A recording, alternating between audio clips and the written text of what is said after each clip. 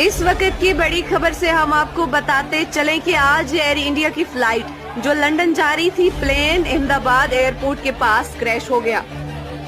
Initial reports के मुताबिक flight में लगभग 250 मुसाफिरों के होने की बात कही जा रही है। हादसा तब हुआ जब फ्लाइट टेक ऑफ कर रहा था।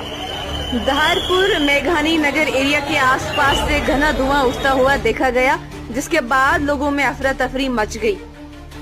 फायर ब्रिगेड और इमरजेंसी रिस्पांस टीम्स तुरंत साइट पर पहुंच गई हैं। हालांकि अभी तक क्रैश की वजह कंफर्म नहीं हुई है। जख्मियों और हालात के बारे में अभी तक कोई ऑफिशियल कंफर्मेशन नहीं आई है। मजीद तफसीलात का इंतजार है।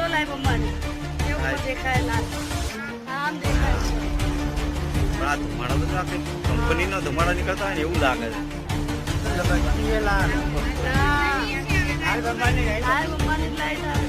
છે।